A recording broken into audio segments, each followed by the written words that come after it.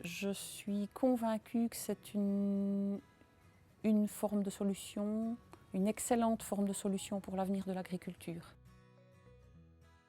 Je dirais que c'est une expérience de résilience pour nous, hein, d'essayer de se reconnecter au monde, aux gens, au collectif et à la terre nourricière. Ça a toujours été clair que la coopération, c'était la bonne solution.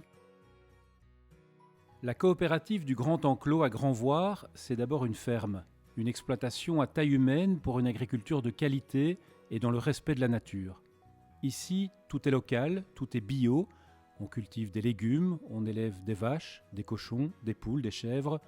On fait du beurre, du yaourt et du fromage. Les produits sont vendus directement à la ferme et chacun s'implique comme il le souhaite.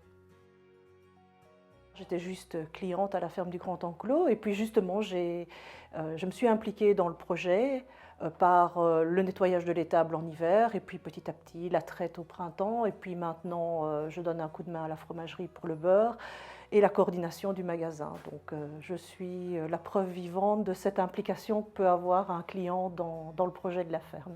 La coopérative permet de pouvoir se reposer sur les autres. Ce qui est vraiment chouette dans cette ferme, c'est pour moi la différence d'élevage. Donc on n'est pas un élevage de masse où on a une cinquantaine de bêtes, tous de la même race, tous le même type. Quand on a des vaches laitières, c'est vraiment on se lève tous les jours à 6h30 et on traite et tous les soirs pareil.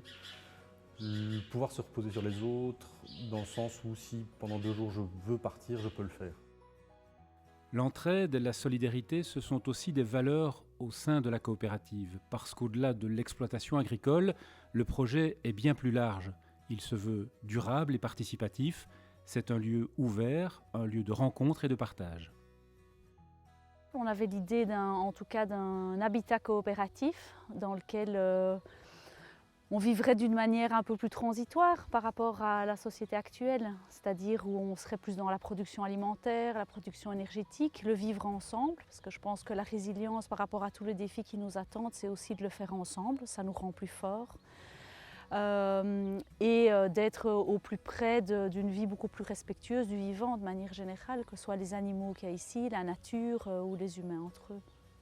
Je pense que l'humain a tellement misé sur l'argent en termes de but en soi.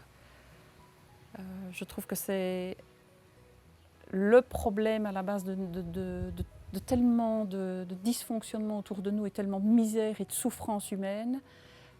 Je crois que des projets comme ça peuvent montrer l'inverse, qu'on place en haut de la pyramide les relations, le fait d'être bien ensemble, d'être heureux, et l'argent n'est qu'un moyen dans tout ça. D'une manière ou d'une autre, la coopérative du Grand Enclos aura besoin de vous pour vivre et pour se développer. Vous pouvez vous y impliquer de différentes manières, acheter des produits de la ferme bien sûr, mais aussi donner un coup de main bénévolement ou acheter des parts pour devenir copropriétaire. Ce genre de coopérative doit exister, doit se développer et puis qu'il doit y en avoir plein d'autres, qu'on doit inspirer à un mouvement beaucoup plus grand. Voilà, rejoignez-nous, j'ai envie de vous dire, rejoignez-nous dans la coopérative, venez passer du temps avec nous ici, soutenez-nous financièrement et puis retrouvons-nous ici. On est bien au-delà d'une ferme en tant que telle. Non.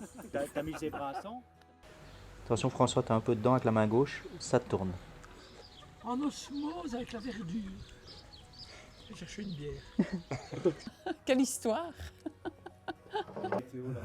Il fait un peu grisâtre. Nous avons une rafale, des petites rafales de vent à une vingtaine, trentaine de kilomètres à l'heure.